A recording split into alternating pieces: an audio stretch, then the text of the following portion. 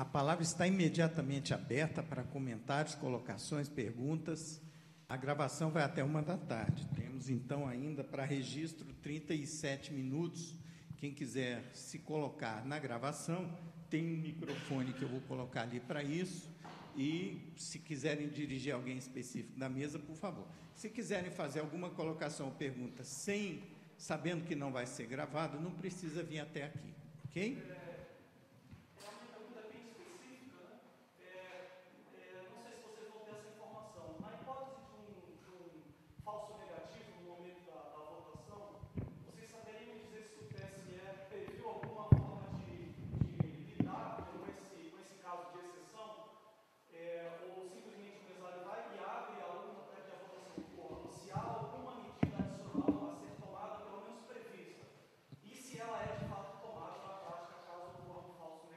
Suponho que você esteja falando de alguma medida para distinguir um falso negativo verdadeiro, que é um erro do processo, de um alegado falso negativo, que é alguém, por exemplo, eu que queira votar para um candidato em nome de alguém que não compareceu, passar um creme Nivea no polegar, no indicador, botar no leitor para forçar um não reconhecimento. E o teatro corre tudo direitinho, como se a máquina tivesse dado um problema por incompetência dela. Como distinguir esses casos? Né? Bem, depois de muito reclamar de que eles não tinham planejado a contingência do falso negativo obrigatório, inevitável na identificação biométrica, e a única forma de aprimorar a identificação biométrica é com custo. E o limite ali está na máquina, no hardware da urna. Né? Então, chegou-se ao limite teórico de 1% para a capacidade computacional da urna de falsos negativos. Em torno de 3 eleitores por sessão eleitoral, em média, vão dar falsos negativos verdadeiros. Tá? Mas a média na eleição de 2010 foi 7 vezes mais. Bem, então, a medida que eles tomaram para distinguir falso negativo de alegado falso negativo é gravar o registro biométrico do alegado falso negativo para investigar depois se é um falso negativo forjado ou não. Acontece que quem vai, isso é uma medida totalmente inócua, porque quem vai fazer uma fraude tendo que botar o dedo na biometria não vai deixar sua marca, vai botar alguma coisa para inviabilizar a marca, uma cola no dedo, algo assim. E a digital que vai ser gravada não vai deixar rastro nenhum. Então, se é isso que você perguntou, a resposta oficial é essa: vai ser gravado o dado de quem deu o falso negativo para a investigação futura, se é sobre a eleição de 2010, não sei de nada que foi feito em termos de investigação. Quando há suspeita de irregularidade e há denúncia, nem sempre a investigação é feita. Por quê? Porque o órgão encarregado de investigar irregularidade no processo eleitoral, inclusive de inépcia e incompetência ou descuido de quem está executando o processo, que é a própria Justiça Eleitoral, é a Polícia Federal, que é parceira nesse acordo técnico aí de compartilhamento de dados. Eu nunca vi a Justiça Federal, a Polícia Federal, fazer um laudo técnico que preste num processo de impugnação. Sempre fica alguma coisa faltando e é sempre tomado como palavra sagrada o laudo da Polícia Federal pela Justiça Eleitoral. Na minha opinião, se a Justiça Eleitoral tem a sua função executiva do processo investigada pela Polícia Federal, há um conflito de interesses óbvio numa parceria entre esses dois órgãos de Estado, porque cabe à Polícia Federal investigar. Então, imaginar que a Polícia Federal vai atrás de biometria de quem teria dado falso negativo para conspurcar a imagem de sistema 100% perfeito, eu acho que isso não vai acontecer. Está lá no papel que é o caminho, mas eu nunca vi isso sendo buscado nessas 2 eleições que já teve biometria. Não sei se eu te respondi.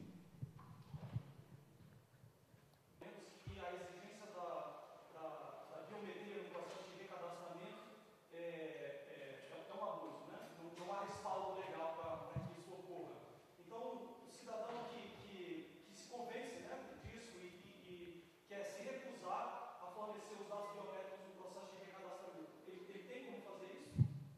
Bem, tem uma petição aí que foi colocada na Justiça Eleitoral, né? Inclusive, um dos que fez isso está aqui, outro sou eu.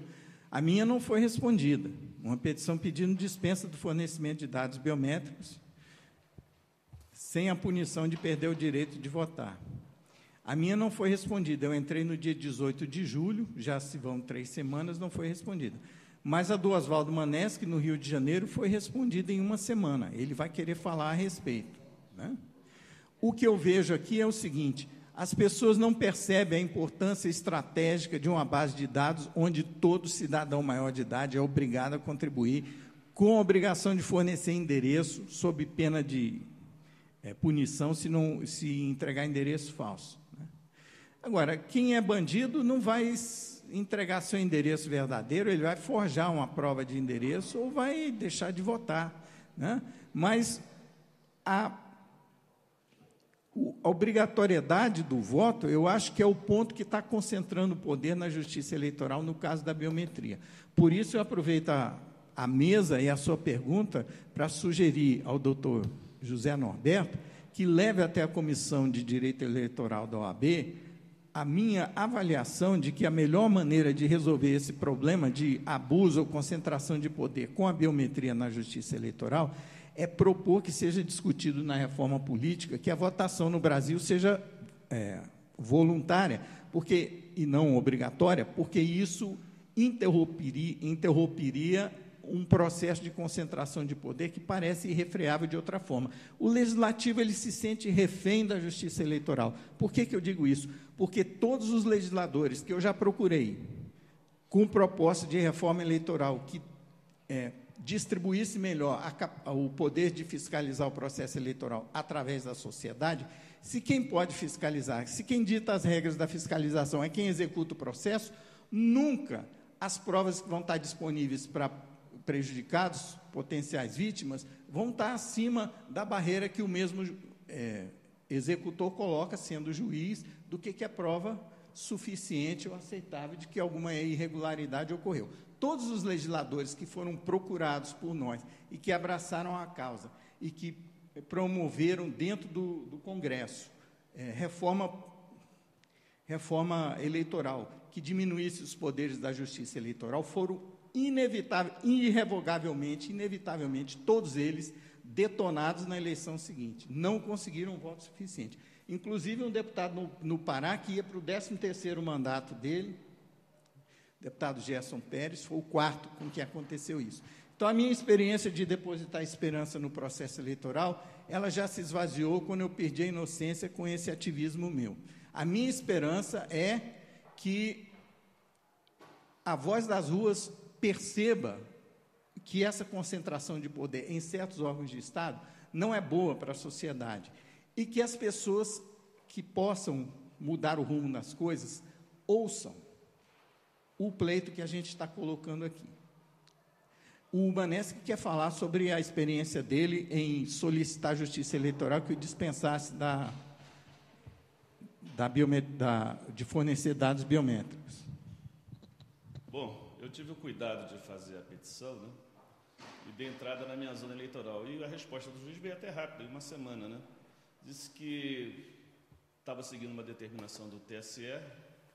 Com certeza o juiz não leu toda a argumentação que havia nesta petição, que o professor Pedro falou que está disponibilizada na internet, e dizendo que era uma determinação do TSE, e pronto, acabou. Recorri, fiz uma nova representação, explicando que não havia nenhum embasamento legal para pegar esses dados todos, e não me responderam. Mas o que é importante, que também me faz vir aqui conversar com vocês e falar com todos vocês, é o seguinte: a Justiça Eleitoral brasileira, eu acho que a ditadura se foi, Modesto, a ditadura se foi, mas deixou algumas coisas na nossa sociedade que a gente precisa refletir muito sobre elas. A ditadura militar, de imediato, foi substituída na nossa sociedade brasileira pela ditadura da mídia. Nós, jornalistas, eu sou jornalista, fui jornalista na década de 70, estava lá no Jornal do Brasil, colaborei em várias publicações alternativas, etc., tal, que nós combatíamos, que havia a censura Então, havia até mais dignidade até na profissão de jornalista. Hoje, infelizmente, o que se tem é o que se chama mídia de mercado, e o poder econômico também controla isso. Não é só os drones que controlam. Controla, inclusive, o que cada um de nós vai ver na televisão à noite ou vai ler no jornal, se você não procurar fontes alternativas de informação. Eu dava aula de jornalismo e dizia para os meus alunos, olha, inventaram a imprensa, os chineses, depois o Gutenberg, depois veio o rádio, veio a televisão e hoje nós temos a internet, que é uma arma de guerra. Criada, vamos voltar para a internet, criada por eles, pelos caras que estão botando drones pelo resto do mundo. Então, cada um de nós, ao usar um computador, também tem que ter muita clareza que não existe privacidade, cada um de nós está se expondo. Vocês veem, não é por acaso que aquele soldado, vendo aquele massacre naquele vídeo do helicóptero, foi uma das coisas que o levou a fazer essa denúncia. O Snowden está lá em Moscou agora, exatamente, que era um cara que trabalhava para uma firma que estava aqui no Brasil, instalada aqui no governo Fernando Henrique Cardoso, mandando no governo do Brasil. Mas uma coisa que é real, parece que na pessoa do TSE aqui, o Tribunal Superior Eleitoral é uma dessas coisas que ficou lá de trás. Essa concentração de poderes, o TSE legisla, o TSE executa e o TSE também julga. No final, ele julga a ele mesmo. Por isso que nada dá em nada. Em 82, nós tivemos lá no Rio de Janeiro a fraude da Proconsult. Naquela época, o voto era em papel, mas a totalização dos votos já era feita em computador. Foi o primeiro ano que se usou o computador na eleição do Brasil e houve uma fraude descarada que foi denunciada e não deu certo. Quero dizer para vocês que em 1989, também um partido político pediu uma auditoria internacional do programa de totalização que foi olhado na primeira eleição presidencial do Brasil, e isso foi negado pelo TSE. Esse TSE que hoje está preocupado, por exemplo, em botar esse sistema moderníssimo que permite, no futuro, que os drones entrem e cheguem na casa da gente, esse mesmo TSE usa máquinas de votar, o professor Pedro tem textos sobre isso, é importante que leiam também sobre isso, máquinas de votar obsoletas, desenvolvidas, projetadas na década de 70, porque também tem uma outra coisa que é importante, que 2 anos depois da campanha das diretas, isso aí é uma história do Brasil, houve aqui no Brasil um recadastramento nacional de eleitores, onde cada eleitor brasileiro perdeu aquele título antigo que tinha foto, endereço, nome do pai, nome da mãe e o visto do presidente da mesa, que era um documento intransferível, foi substituído por esse título atual, moderníssimo, né, mas é feito em computador, e nesse recadastramento eleitoral de 1986, todos os eleitores brasileiros tornaram-se um número que só foi usado 10 anos depois, em 1996, quando se usou pela primeira vez urnas eletrônicas aqui no Brasil. Essas máquinas são absolutamente superadas pela área de informática, vocês são da área de informática. Quem leu os textos do professor Pedro sobre esse assunto, quem assiste às palestras que esse grupo do CEMIND tenta difundir pela sociedade brasileira sobre esse assunto, vai ver que já tem máquinas de votar muito mais modernas. Por exemplo, a Venezuela, que eles acusam de tantas coisas, o Chaves, teve N eleições e usa-se máquinas de votar fabricadas nos Estados Unidos, de segunda geração, mas que imprimem o voto. As nossas máquinas são totalmente dependentes de software. Imprime o voto para que haja uma contraprova que permita uma coisa fundamental, que é a recontagem dos votos. O princípio democrático da recontagem é fundamental. E hoje já se tem máquinas mais modernas ainda, que além de imprimirem o voto, fazem um registro digital desse voto, de forma que o eleitor, que é o maior interessado em tudo isso, fiscalize muito e muito o voto dele se está sendo corretamente registrado ou não. Esse voto que nós usamos, essas máquinas de votar que nós usamos no Brasil, são absolutamente desatualizadas, mas não mudam porque o TSE não quer mudá-las.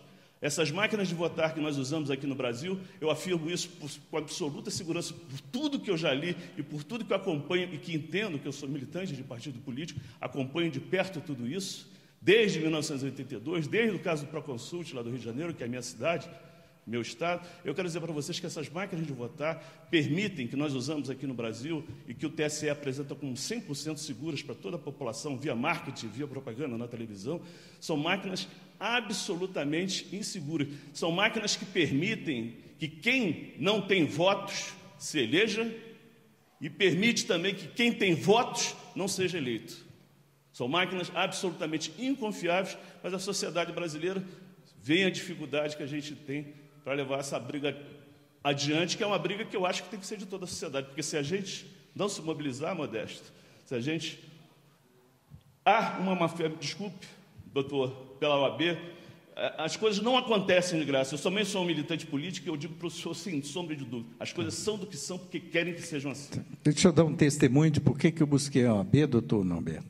Eu me lembro, eu era garoto na época, em 64, tive que fugir de batida policial com gás lacrimogênico em protesto estudantil do 2º grau em Goiânia, onde eu fazia o 2º grau. E, quando passamos para a transição, no final do regime de exceção, que alguns chamam de ditadura militar e outros, viúvos da Guerra Fria, odeiam que se cite esse termo, né? Quem carregou a bandeira da redemocratização do Brasil do lado da sociedade civil foi a Ordem dos Advogados do Brasil.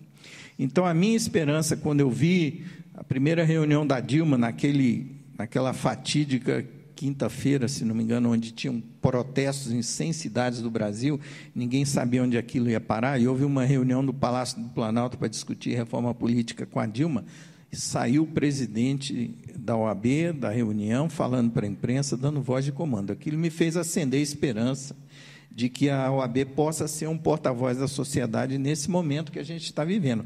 Eu não tenho mais esperanças no processo legislativo, pela minha experiência de tentar exercer meu ativismo junto ao Poder Legislativo, né? Sem o apoio da sociedade civil organizada, né, eu não vejo saída.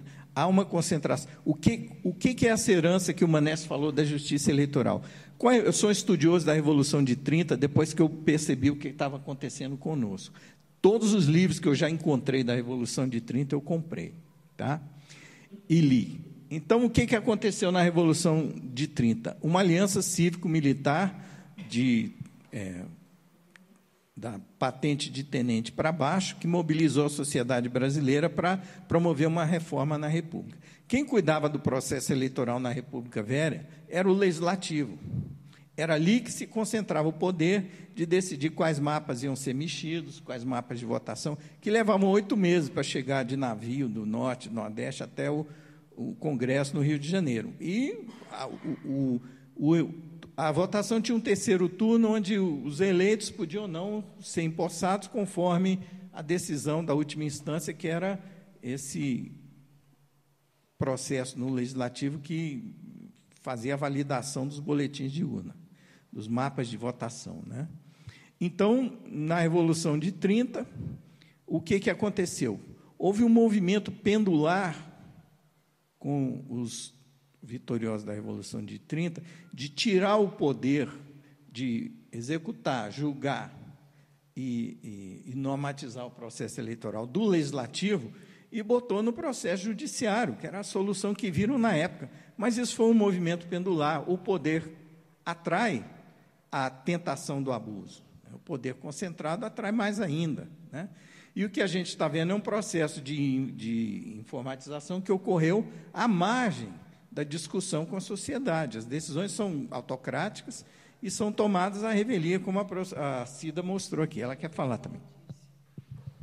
Preciso dar uma notícia em primeira mão.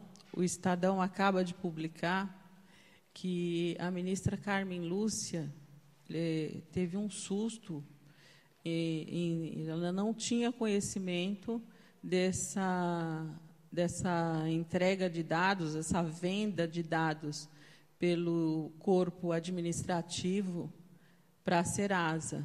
E ela viu com muita preocupação, então eu acredito que, por um pouco que esse seminário tenha gerado de consequências, isso deve ser consertado, é uma opinião minha. Mas que ela não sabia, eu já tinha colocado aqui, porque não tem nenhuma assinatura de ministro, nenhuma tramitação judicial. É uma tramitação administrativa, e eu fico muito feliz que coube a nós trazermos isso à tona para que abusos sejam coibidos. Obrigada. O assunto central é o sistema eleitoral envolvido nisso, né? Agora, para a gente ver até onde e como melhorar o sistema, tem que ver como é que está o sistema. De sempre, desde a República Velha, a República Nova, que conseguiu avançar um pouquinho, até graças a certas investigações feitas na década de 30, inclusive investigações de débito internacional, da dívida pública brasileira. A primeira foi feita em 31, se não me engano, primeiro exame por parte do Congresso e do Executivo depois. Agora, em 88, essa Constituição determinou que a dívida pública sofresse um exame profundo dentro de um ano. Nada foi feito. E a Constituição, segundo outros juristas, tem dados, inclusive, falsos, inseridos por determinados interesses econômicos. Tem dados lá, inclusive, por exemplo, tudo que sobrar de qualquer lugar, para onde vai? Saúde, educação, etc. Não. Dívida externa que está consumindo 45% do nosso orçamento. Dívida externa, eu vi no Senado, uma delas, 22% ao ano. O empréstimo a 22%, e sob condições as mais extravagantes, inclusive a de venda do patrimônio público, e que foi feita, né? Não só uma, foram feitas várias vendas do patrimônio público, o que é feito pelo mundo afora. E, por isso, falando em mundo afora, vejam as estatísticas dos países mais ricos, cuja renda média está em torno de $180 mil per capita por ano, do bebê que está nascendo ao velho que ainda não morreu, 180 mil per capita. Em contrapartida, um número enorme de países, sobretudo da África, Sudeste Asiático, e até alguns da América Latina, mas basicamente da África, uns 8 ou 10 países, tem uma renda per capita, sabe de quanto? Abaixo de 150, 160, 180 dólares por ano, ou seja, menos de $0,5 por dia, ou seja, menos de R$1 por dia para tudo. Comer, beber, vestir, morar, estudar, tudo que ele quiser fazer de dignidade humana tem que estar dentro desse menos de $0,5 por dia para tudo. E a realidade mundial é essa. Felizmente, o Brasil tem uma renda per capita de média mundial, por isso nós estamos aqui com carteiras bonitas, mas eu vi o projeto, por exemplo, de Paulo Freire, para a África, sabe como é que era? Era bancos embaixo de árvores, para tirar Angola, Moçambique, Senegal e outros países para os quais ele fez projeto. Eu vi na Europa, projeto dele idealizando bancos os mais simples, às vezes até toras, embaixo de árvores, porque era impossível as crianças se abrigarem. Também, imagine, ganhando o que eu falei, né? Então, essa é uma realidade mundial e a nossa Constituição repele isso. A Constituição Mundial, vamos considerar as cartas da ONU como Constituição Mundial, porque todo mundo assinou, menos o Vaticano e Taiwan, o resto está todo mundo lá. Então, a Constituição da ONU é praticamente igual à nossa. Se isso é uma Constituição mundial, alguma coisa está errada entre o que está escrito, o que está idealizado e o que é necessário. Parece que um cidadão é ser humano, o outro é muito menos do que ser humano. Alguma coisa assim no gênero, a gente pensa, acontece lá, ao ponto de chegar a 30 mil mortes por dia na África, quase tudo na África, 30 mil mortes por dia só de fome, se arrastando para chegar a algo que comer e morre no meio do caminho.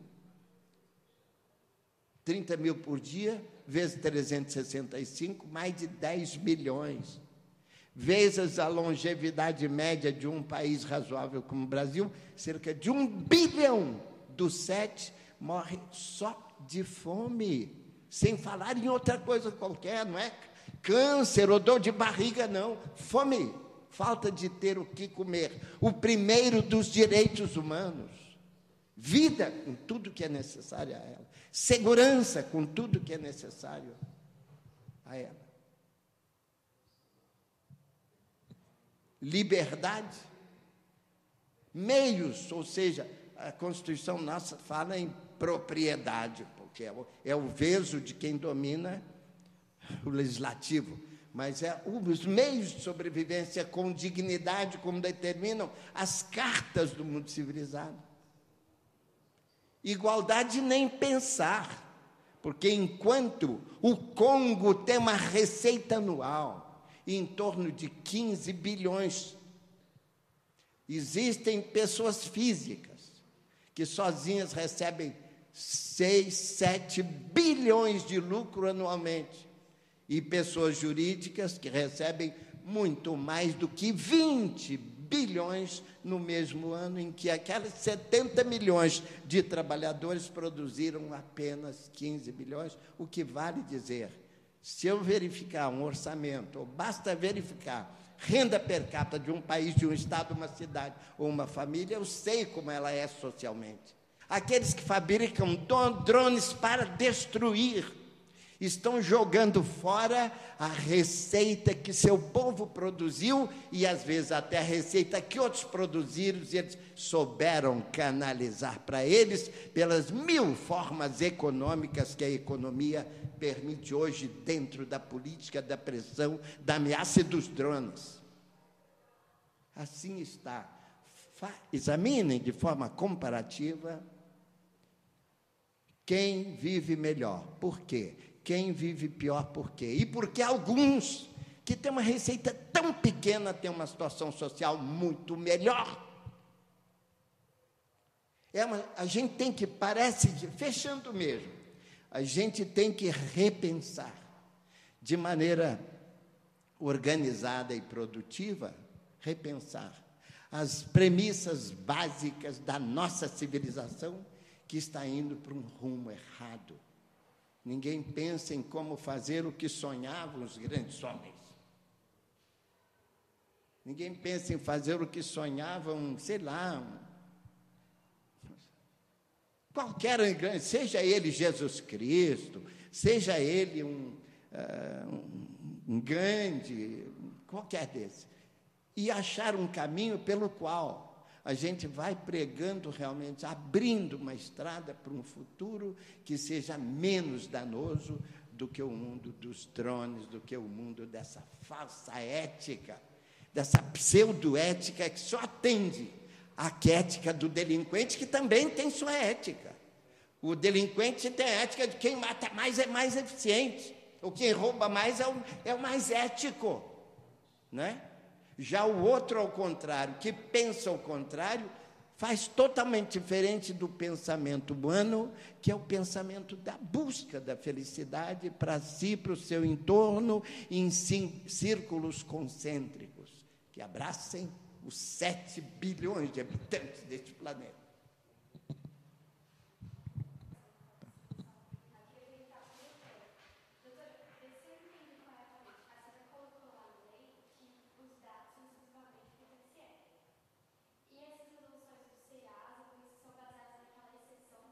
Normalmente, eu tomo atitudes. Eu vou até o TCU e digo, olha, eles estão desvirtuando a lei, mudando as regras, e isso daí é antijurídico. Normalmente, eu faço isso.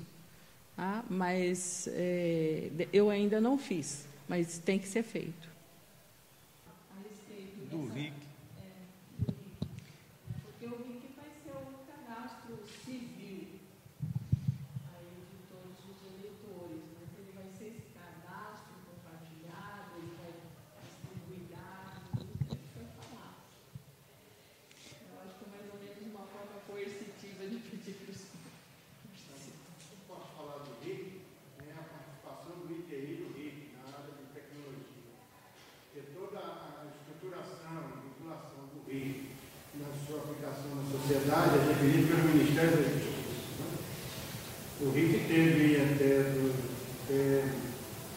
final do governo presidente Lula, uma coisa muito grande de implementação, até ele levou o primeiro RIC, pronto.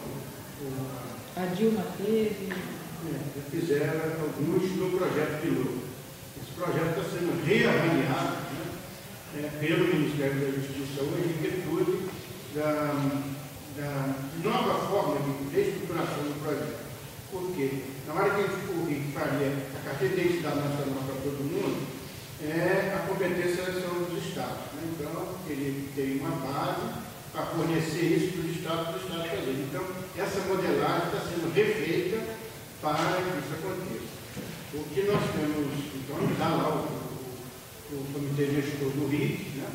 Já botou 2 resoluções, aí tem toda essa visão de reestudo do projeto. Então, ele está sendo reestudado, ele deve ocorrer aí com novas decisões, principalmente a decisão do custo do projeto. Então, essa está sendo redefinida. O que começa a acontecer agora é que alguns estados começam a construir essa solução não top-down, né?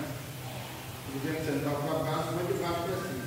São Paulo, que é o estado mais complicado, com 60 milhões de identificados, está saindo para fazer a sua solução. E o estado do Espírito Santo. Então, isso segue a resolução do RIC, cada um está fazendo essa ideia de fazer essa identificação popular. Porque hoje,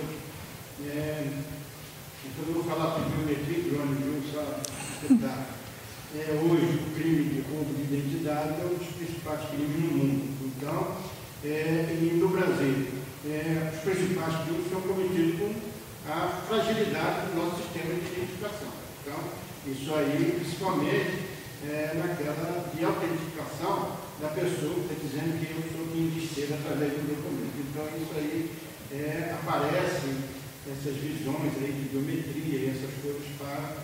Então, enquanto o projeto RIC tem essa visão de fazer o cadastro nacional, né, do registro de identidade civil, ele geraria um número único, né, registro único, para todas as identidades. E aí evitaria que o cidadão tivesse 27 identidades, como tem hoje, inclusive, uma em cada estado, essas coisas. Então, esse projeto é de interesse nacional, mas está sendo discutido.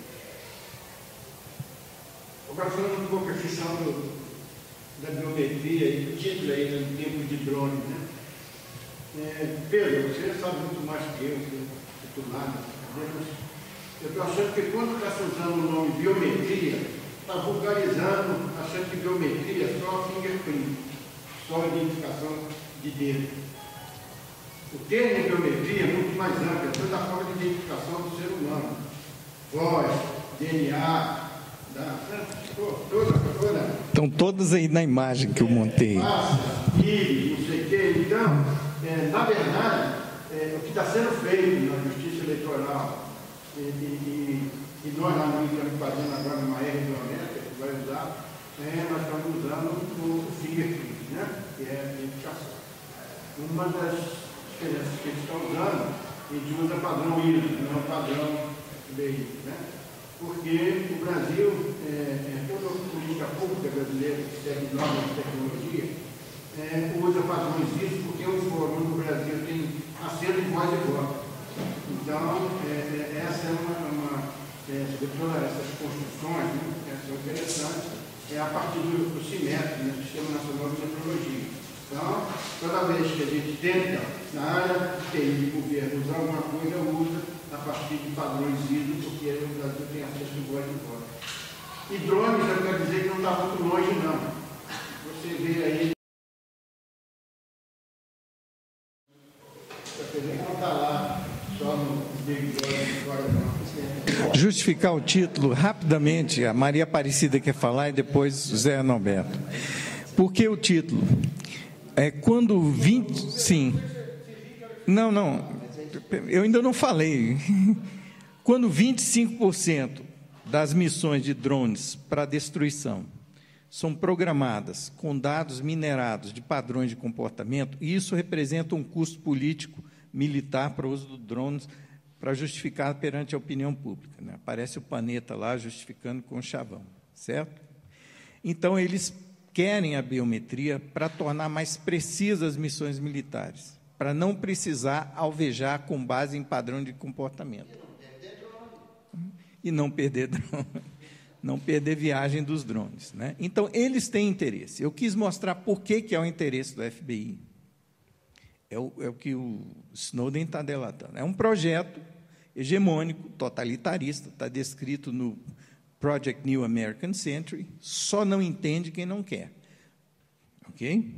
Então, eu considero uma questão de segurança nacional entregar padrão biométrico de todo brasileiro maior de 18 para um órgão de guerra estrangeiro. Tá? Isso, na minha concepção de soberania, tem algum problema aí neurolinguístico do que significa soberania. No meu dicionário, soberania não é alinhamento automático com potência hegemônica, com aspirações totalitaristas. Isso não significa soberania. Tá? Temos prova de que há uma entrega ao FBI, prova que a gente possa trazer ao vivo, em público, num seminário, não, mas temos indícios. Tá? Talvez nos documentos que estão com Greenwald surjam. Tá? O que eu quis colocar no título é a ligação entre os dois assuntos. Por que a estratégia militar, a resposta de qual é a definição de ciberguerra, melhor que eu conheço, é dessa, do Exército Popular da China. Né? Descreve bem. Então, como disse o José Norberto, a sociedade precisa estar ciente das consequências maiores de decisões tomadas a respeito de uso de tecnologia.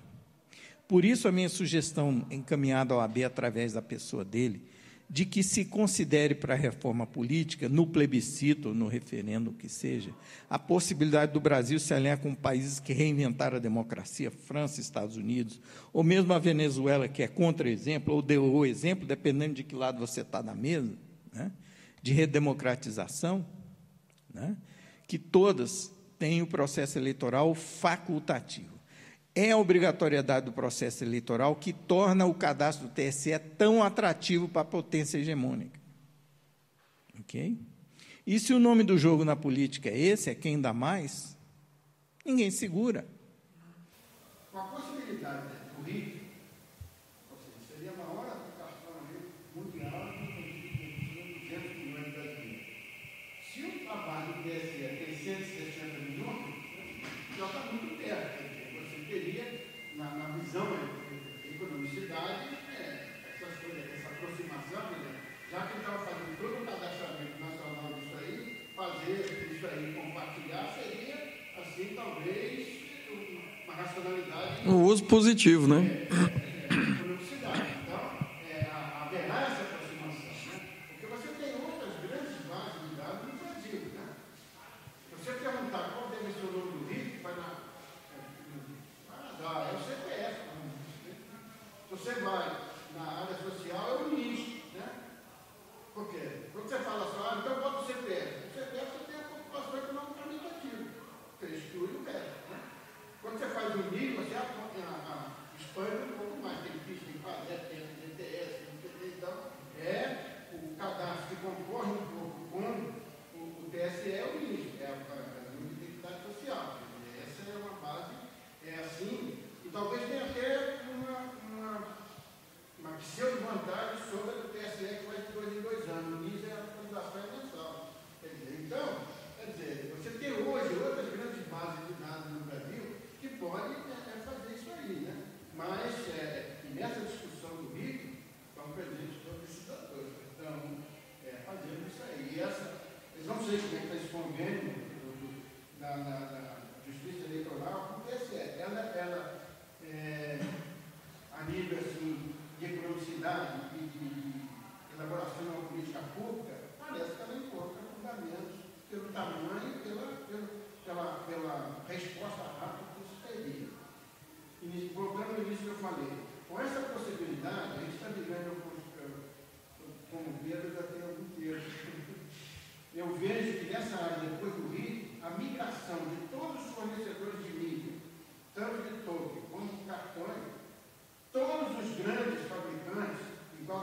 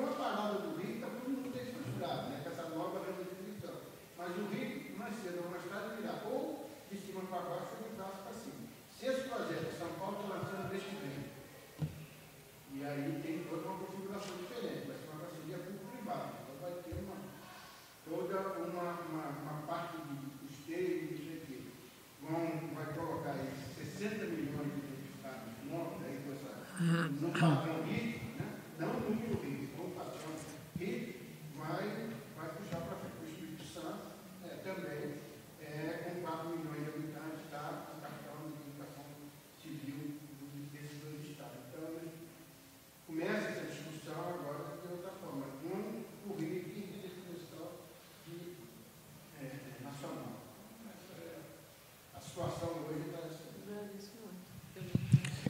Bom, eu gostaria de finalizar minha participação reafirmando que não vejo nenhum motivo para que tenhamos qualquer oposição à implantação da tecnologia no nosso meio. Não é mais possível, né?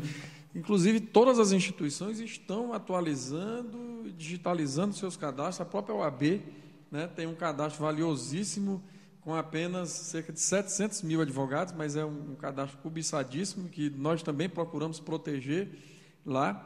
E também, e assim todos, o próprio governo federal tem que obrigatoriamente formar o seu cadastro.